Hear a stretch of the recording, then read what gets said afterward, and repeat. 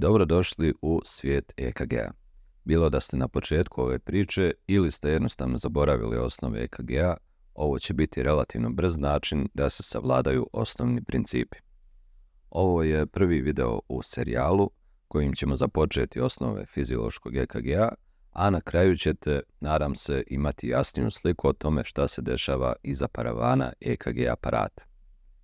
Shvatanje mehanizma nastajanja EKG zapisa počinje još na mikronivou, pošto se sav proces vrti oko ćelije i promjene njenog naelektrisanja. Tu se radi o određenim zakonima fizike i hemije, te nećemo ulaziti u detaljna razmatranja električnih potencijala, ali da bismo započeli cijeli proces, neophodno je da poznajemo nekoliko važnih činjenica.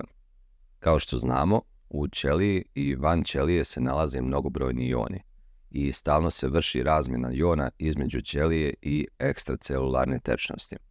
Ono što je bitno da znamo jeste da ćelija, kada je u stanju mirovanja, ima negativan membranski potencijal, što znači da je on negativan u odnosu na spoljašnjost ćelije. Dakle, uprošteno, dok ćelija miruje, ona je negativna. Sa druge strane, kada se ćelija aktivira, odnosno kada dođe do depolarizacije, unutrašnjost ćelije tada ima pozitivan membranski potencijal, dok spolja postaje negativan.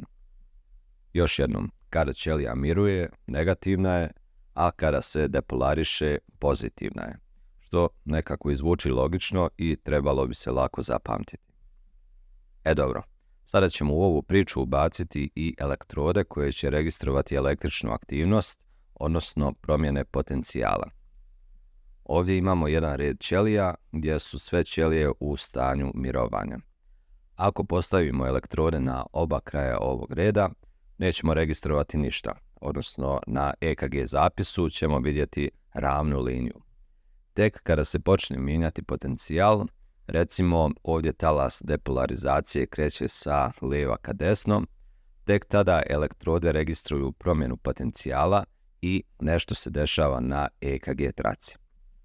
Sada, u ovom slučaju, da li će se na EKG papiru pojaviti pozitivan ili negativan talas?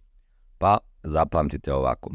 Rekli smo da ćelija, kada je aktivirana, postaje pozitivna. Kada god imate situaciju da se talas depolarizacije kreće ka pozitivnoj elektrodi, odnosno da ćelije postaju pozitivne u tom smjeru, plus i plus daju pozitivan talas na EKG traci. Sada, pravi razlog zašto elektrode ovdje registruju pozitivan talas nema veze sa tim kako se ćelija osjeća unutra, već kako ona izgleda spolja, jer su elektrode površne, hoću reći da registruju potencijal koji je spolja. Kada je potencijal spolja negativan tamo gdje je negativna elektroda, a pozitivan tamo gdje je pozitivna elektroda, to daje pozitivan talas. Ali da nas ne bi to bunilo, zapamtit ćemo to da kada je ćelija iznutra pozitivna i ide ka pozitivnoj elektrodi, to nam daje pozitivan talas. Vidiš kako su nekad stvari bolje kada nismo površni. Hajde da vidimo obrnutu situaciju. Ovdje je depolarizacija usmjerena ka negativnoj elektrodi i u ovom slučaju prethodno negativne ćelije postaju pozitivne. Međutim, kreću se ka negativnoj elektrodi. Plus i minus će dati minus, odnosno imat ćemo negativan talas na EKG zapisu. Sve ćelije koje su depolarizovane će nastojati da vrati svoje prethodno stanje, što se naziva procesom repolarizacije. Kakav će biti zapis tokom repolarizacije?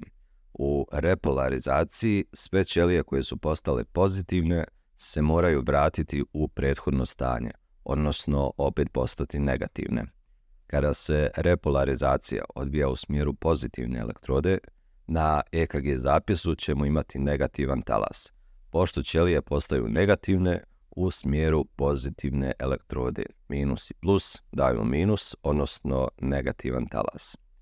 Obrnuto, kada se repolarizacija kreće ka negativnoj elektrodi, tada minus i minus daju plus. To bi bilo to. Ako ti je bio koristan ovaj video, značilo bi mi da ostaviš jedan like, te da zapratiš ovaj kanal. Također, ako me podržiš na Patreonu malom mjesečnom donacijom, Tamo te čeka PDF dokument sa jednostavnim pregledom svega onoga što smo prešli u današnjem snimku. Vidimo se u narednom snimku i srećno sa učenjem.